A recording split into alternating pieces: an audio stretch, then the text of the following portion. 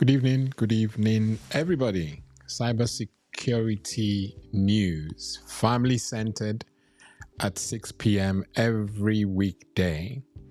That's what I'm doing. I'm sincerely hoping that this will be of benefit to you and those lovely kids.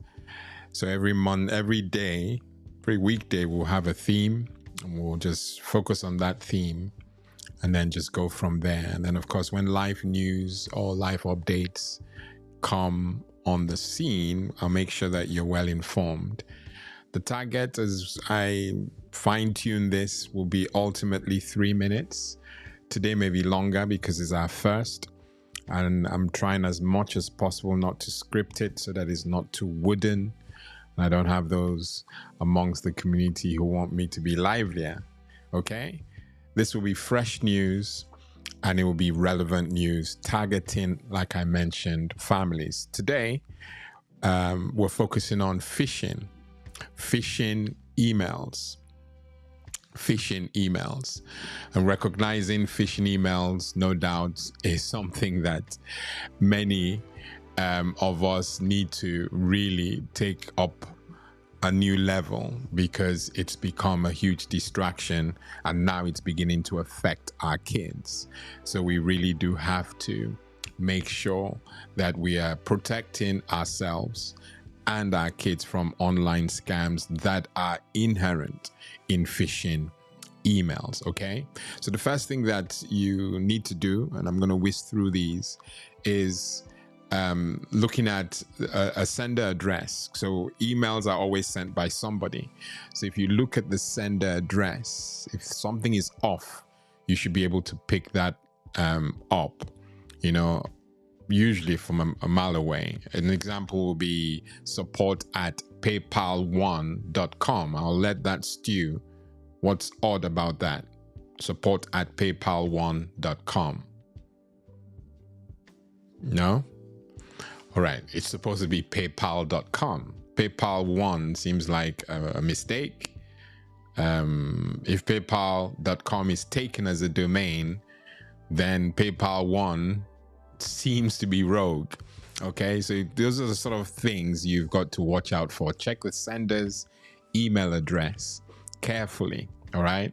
Phishing emails often use addresses that look similar to the legitimate ones, but include misspellings or extra characters. So you've got to look out for that.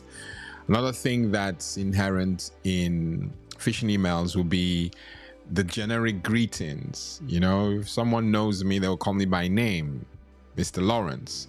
But if someone comes up and says, "Dear customer" or "Dear valued customer," then something is off. Okay? So look out for those. Another regular in these emails would be the urgent or threatening language used in these emails. Phishing emails often create a sense of urgency to make you act irresponsibly, or if you're looking at it positively, to act quickly.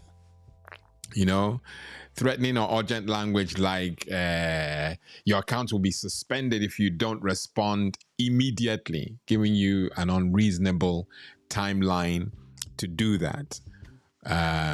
Or unusual activity detected on your account.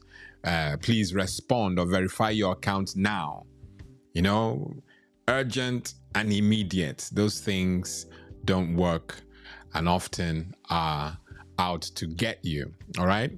Another thing that these emails contain will be requests for personal information.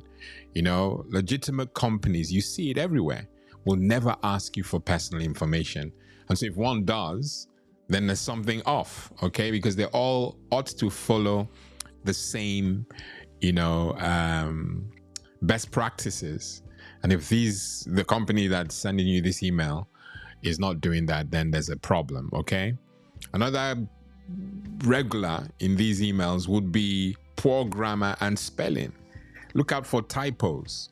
People who want to engage you on the official platforms would want to do so with the right language, speaking correct English, not poor grammar. All right. Professional organizations typically proofread their communications, so there will be no typo. Okay, there's a typo in the email or whatever it is, someone is getting told off.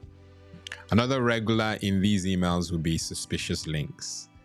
We've told you, do not click links from unsolicited contacts. Contacts even makes it very healthy. But if you don't know who has sent you an email with links, do not click on those suspicious links, because they're often deceptive, okay? And they lead to malicious websites. When you click, they take you to somewhere naughty. You don't want that. Certainly not for the kids, okay?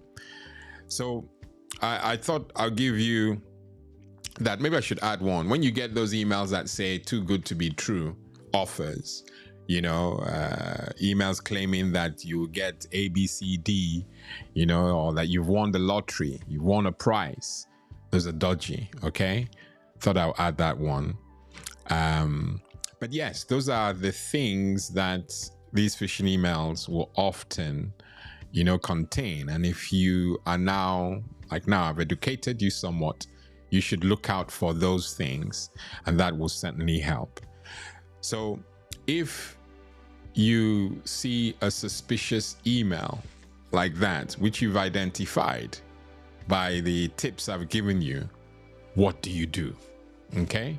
And this is where I'll have to whiz through some things that you can do that will help you if one of those emails has dropped in. If you see the talking points, first there is don't click or respond. Don't click on the email. Certainly don't respond if you suspect it is a phishing email. That's the last thing you want to do, okay? The second one would be verify the sender, and you can do this.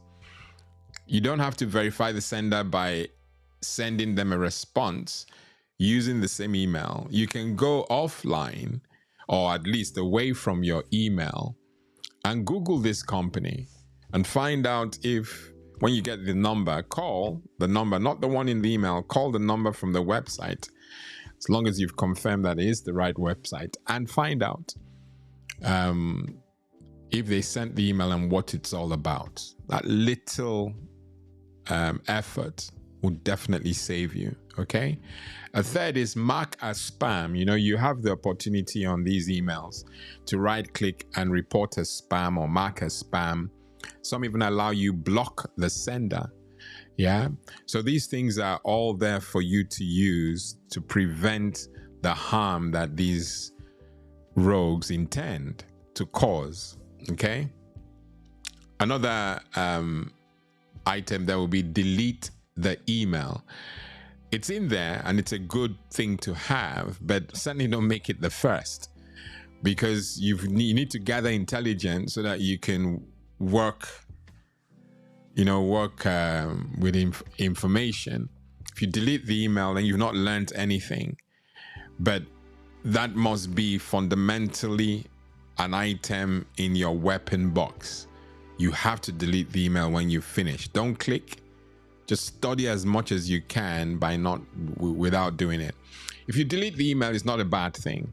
Perhaps with all the things I've told you, you feel that you don't even want to engage. So delete the email is a good thing. But based on how I'm listing this, deleting the email will be the thing you will do after you've done the first three. Okay?